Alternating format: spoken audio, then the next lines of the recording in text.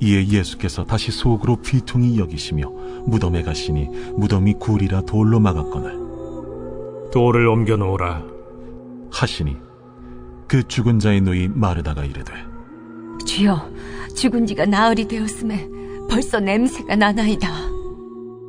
내 말이 네가 믿으면 하나님의 영광을 보리라 하지 아니하였느냐 하시니 돌을 옮겨 놓으니 예수께서 눈을 들어 우러러보시고 이르시되 아버지여, 내 말을 들으신 것을 감사하나이다. 항상 내 말을 들으시는 줄을 내가 알았나이다. 그러나 이 말씀하옵는 것은 둘러선 무리를 위함이니 곧 아버지께서 나를 보내신 것을 그들로 믿게 하려 함이니이다. 이 말씀을 하시고 큰 소리로 나사로야, 나오라. 부르시니 죽은 자가 수족을 배로 동인 채로 나오는데 그 얼굴은 수건에 쌓였더라. 풀어놓아 다니게 하라. 마리아에게 와서 예수께서 하신 일을 본 많은 유대인이 그를 믿었으나 그 중에 어떤 자는 바리새인들에게 가서 예수께서 하신 일을 알리니라. 자, 이제 오늘 이 본문 말씀은 예수님께서 나사로의 무덤을 향해 가셔서 기적을 일으키시려고 하는 장면입니다. 자, 많은 사람들이 울자 38절에 예수님께서 다시 속으로 비통히 여기시며 무덤에 가셨다 그러죠. 여러분, 이 비통히 여겼다는 것은 지금 현실을 보고 안주하고 주저앉으며 포기하기 때문에 오는 비통함이 아닙니다. 이들이 더 이상의 가능성을 두지 않고 또 다른 한편으로는 죄와 사망의 권세가 사람들의 인생을 이토록 비참하게 하는 것에 대한 비통함, 일종의 영적 저항, 영적 싸움을 위한 비통함이죠. 자, 이런 비통함을 갖고 무덤에 가셨습니다. 그런데 무덤이 구리라 이렇게 돼 있죠. 구리라. 여러분, 그 석회 지역의 이 동굴입니다. 이 동굴을 해서 시신을 안장하는 방식은 큰 돌로 가져다가 막는 것입니다. 자, 무덤 앞에 예수님께서 말씀하십니다. 돌을 옮겨 놓으라. 여러분, 단순한 말씀 같지만 이거는 상당히 사람들의 마음에 저항을 많이 불러일으키는 말입니다. 물론 예수님께서 여러 기적을 행하실 수 있지만 돌을 옮겨 놓으라라는 것은 순종하기가 많이 꺼려지는 말씀이죠. 마르다가 하는 대답을 보십시오. 누이 마르다가 이르되 주여, 죽은 지가 며칠이 되었다고요? 나흘이 되었음에 벌써 냄새가 나나이다. 여러분, 지금은 이렇게 병원이나 이런 데 가면 영안실에 또 시신을 보관하는 곳에 이제 차가운 냉장이죠. 냉장 시설이 돼 있어서, 냉동 시설이 돼 있어서 차갑게 시신을 보존해서 시신이 부패되는 것을 막습니다. 근데 그 당시에는 뭐 이런 시설이 전혀 없었죠. 지금도 이제 뭐 이런 뭐 아프리카나 이렇게 저개발 국가에 가면 냉장고가 없습니다. 정육점이 없죠. 정육점에 가면 고기를 냉장고에 이렇게 탁 집어넣지 않습니까? 없습니다. 날고기를 그냥 파는 겁니다. 어떻게 팔 수 있느냐? 그날 잡아서 그날 파는 거죠. 그러니까 이게 하루 지나면 썩습니다. 빨리 먹어야죠. 그 실온이. 그래서 전에도 이제 아프리카 같은데 이제 선교여행을 가면 아침에 막 돼지 잡는 소리가 꽥꽥하고 막 그러면 이제 처음에는 많이 놀라죠. 왜냐면 뭐 꽥꽥하고 뭐 거의 뭐 돼지가 필사적으로 살기 위해서 고함을 지르는데 얼마나 이 몸이 등골이 서늘하겠습니까? 근데 이제 그렇게 돼지를 잡아서 그날 식탁 메뉴에 돼지고기가 나옵니다. 그러니까는 그 다음에 조금 익숙해지면 꽥꽥 소리를 지르면 입가에 미소가 띄어지죠. 오늘은 고기 반찬이 나오는구나. 사람이 참. 네. 근데 어쨌든 중요한 건 이게 상온이라서 이게 금방 부패한다는 겁니다. 자, 당시 유대인의 관념에는 뭐가 있었냐면 사람이 몸을 떠나면 사흘 동안은 이게 시신 주변을 맴돈다는 거죠. 그러다가 이제 혹시라도 몸이 다시 소송이 되거나 무슨 일이 있으면 심장이 다시 뛰면 그 안으로 탁 들어올 수 있도록 그래서 사흘간은 떠돌아다닌다 그래서 우리도 장례를 할 때 어떻게 합니까? 3일장을 하죠. 이런 의식들이 뭐 동양이나 서양이나 비슷하게 있습니다. 근데 이제 나흘이 되면 시신이 이미 부패하기 때문에, 나흘부터 시신이 본격적으로 부패하기 시작하죠. 시신이 부패하기 때문에 더 이상 이제 영혼이 그 몸 안에 들어오고자 하더라도 들어올 수 없는 상태가 되는. 그래서 나흘이 되면 영혼도 떠나버리기 때문에 소성, 부활, 기적의 가능성이 없어지는 날로, 없어지는 것으로 그렇게 다들 여겼습니다. 자, 그래서 마르다가 예수님께 말하는 게 뭐냐? 주님, 죽은 지가 벌써 나흘이 되었습니다. 하루 이틀이라도 좀 일찍 오시죠. 근데 예수님께서는 하루 이틀 일찍 오실 수 있음에도 불구하고 어떻게 하셨습니까? 처음에 이 나사로가 죽었다라고 하자, 여러분 11장 6절에 보면 나사로가 병들었다 함을 들으시고 곧바로 가신 게 아니라 그 계시던 곳에 얼마나 더 유하셨습니까? 이틀을 더 유하셨죠. 그러니까 예수님이 이 사건과 이 역사가 일어나는 전체를 하나님의 때에 맞추어서 보고 계셨다는 것을 알 수가 있습니다. 예수님이 이 말 듣자마자 말씀하십니다. 4절에 예수께서 들으시고 말씀하시기를 이 병은 죽을 병이 아니라 하나님의 영광을 위함이요 하나님의 아들이 이로 말미암아 영광을 받게 하려 함이라. 자, 듣자마자 아셨습니다. 이 병이 어떤 병이고 어떤 성격의 병이고, 그래서 이틀을 더 유하시고, 이틀을 더 유하신 것도 사실은 예수님의 모든 걸음과 행동은 하나님의 영광을 위한 것이었죠. 그러니까 이틀을 더 유한 것도 하나님의 영광이 더 극명하게 드러나도록 하기 위해서. 자, 그러면 다시 오늘 요한복음으로 오면 죽은 지가 나흘이 되었으면, 그러니까 예수님이 조금 일찍 오셨으면 죽은 지가 이틀이 되었을 테고, 그때 살리면 여러 가지 추측성 이야기가 나올 수 있겠죠. 예수님 살린 건 죽지 않았어. 다 조금 시름시름 앓고 있었던 때야. 심장이 짝하게 뛰고 있었을 때야. 여러 가지 얘기를 할 수 있었다는 겁니다. 그러니까 아예 영혼이 돌아올 가능성조차 포기한 사흘이 지난 나흘째 이 기적이 일어났다는 것이죠. 그러니까 이거는 뭐냐? 전적으로 하나님의 구원의 역사라는 겁니다. 그런데 마르다의 입장에서는 돌을 옮겨놓는다는 것이 별 의미가 없는 거예요. 왜냐하면 돌을 옮겨놔야 이제부터는 본격적으로 강렬하게 시신이 부패하기 때문에 시체 썩는 냄새만 나지, 그 구원할 가능성도 없는 이걸 왜 하나? 그래서 주님, 나흘이 되었음에 벌써 냄새가 나나이다. 이거 못 견디겠다는 것이죠. 자, 여러분, 우리가 하나님의 기적을 맛볼 때 우리 안에 갖고 있는 이제 고정관념들이 있습니다. 사실 나사로가 부활하는 역사를 경험하려면 아주 간단한 거, 돌 무덤이 열려야 됩니다. 이거를 치워놔야 나사로가 걸어서 나오죠. 근데 우리가 갖고 있는 고정관념, 이거는 안 되는 거야. 나사로는 죽었어. 나올 수 없어. 그러면 돌을 치우기가 어려운 거죠. 그러니까 예수님은 먼저 뭘 얘기했느냐? 돌을 옮겨 놓아라. 사실 이 돌을 옮겨 놓는 건 마음에 갖고 있는 불신앙과 마음에 있는 이 부정적인 생각들, 이것들의 표현이 사실 돌입니다. 돌을 꽝 하고 무덤에 닿는 순간 사람 마음에 어떤 생각이 들까요? 끝났다, 이 생각이 드는 거죠. 끝났다. 예수님 어떻게 해요? 끝난 것을 다시 열어짓기를 하는 겁니다. 여러분, 우리의 삶 가운데도 포기할 때가 있습니다. 끝났다. 안 된다. 이제는 뭐 더 이상 가능성이 없다. 그리고 완전히 이렇게 내려놓고 포기할 때가 있죠. 여러분 경험해 보셨겠지만 내가 포기했을 때 그때부터 하나님의 역사가 일어나는 경우가 참 많습니다.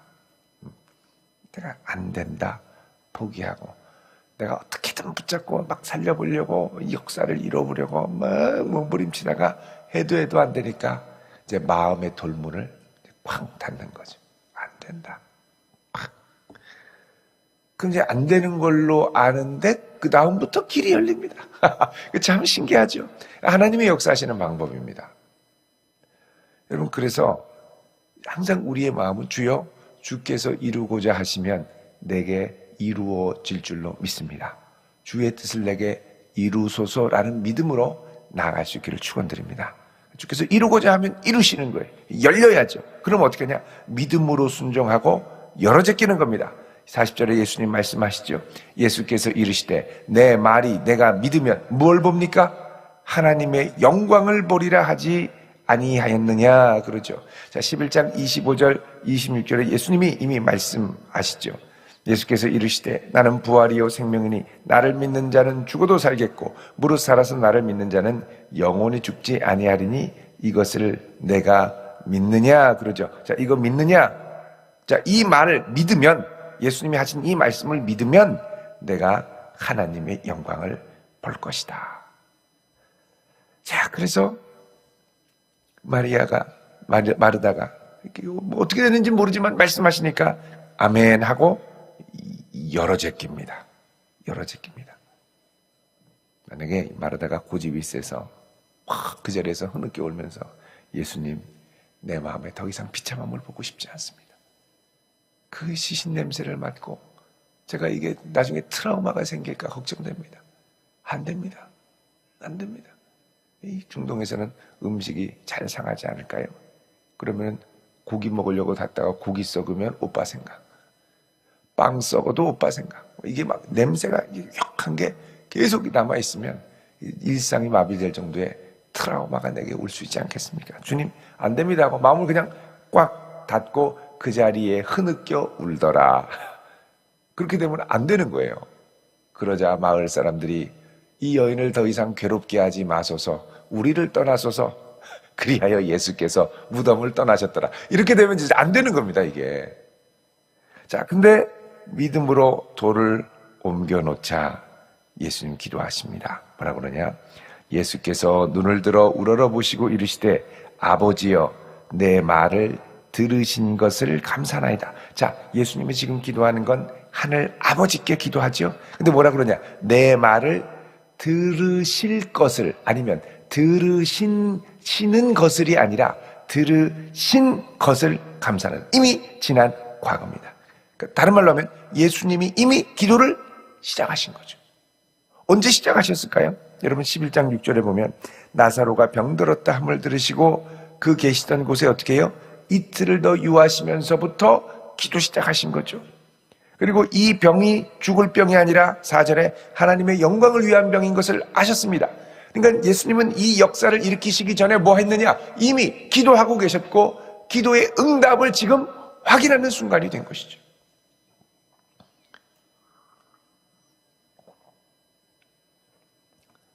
(42절에) 말씀합니다. 항상 내 말을 들으시는 줄을 내가 알았나이다. 이것도 이미 응답받아 놓은 거예요. 예수님께는 응답하실 걸 확신하는 거죠. 그러나 이 말씀을 여러 사람 앞에 내가 들리도록 기도하는 것은 물러선 둘러선 무리를 위함이니, 주변의 무리들도 알라는 거죠.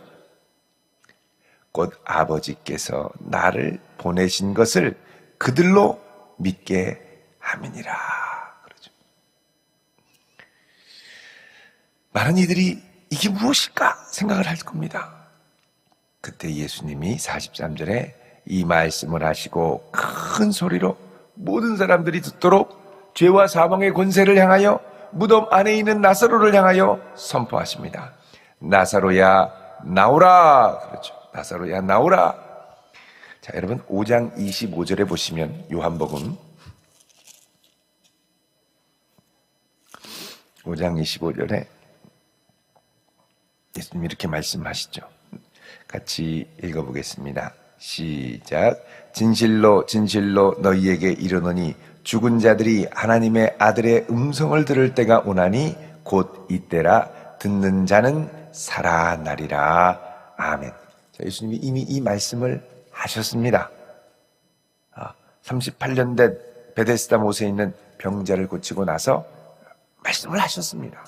자, 이 말씀이 여기에 일어나는 거예요. 이거는 종말에 일어날 일에 대한 선언으로 사람들이 받아들였는데 예수님이 이 말씀을 여기에 선포하셔서 성취된다는 건 뭐냐? 이미 예수님이 가져올 종말의 역사, 종말의 현실이 지금 이 시간대로 침입해서 들어오기 시작한다는 거죠. 그 뭐냐? 부활의 역사입니다. 새 생명의 역사. 자, 나사로야 나오라 그러자 죽은 자가 나사로죠. 수족을 배로 동인 채로 시신을 꽉 묶어야 되니까 꽁꽁 묶은 채로 나오는데 그 얼굴은 수건에 쌓였다. 이거 수건 그대로 갖고 오지요. 자, 예수님께서 이 나사로를 보시고 어떻게 하냐? 풀어놓아 다니게 하라. 자유롭게 풀어주셨습니다. 살아나는 것만이 아니라 더 중요한 건 뭐냐? 풀어놓아 자유롭게 하는 거죠. 자, 여러분 여기 44절에 그 얼굴이 무엇에 쌓였다고 그럽니까? 수건에 쌓였다고 그랬죠. 이 배로동이고 수건에 쌓인 모습이 사실은 예수님의 부활을 예고하는 모습이기도 합니다. 20장 7절 보시면요. 요한복음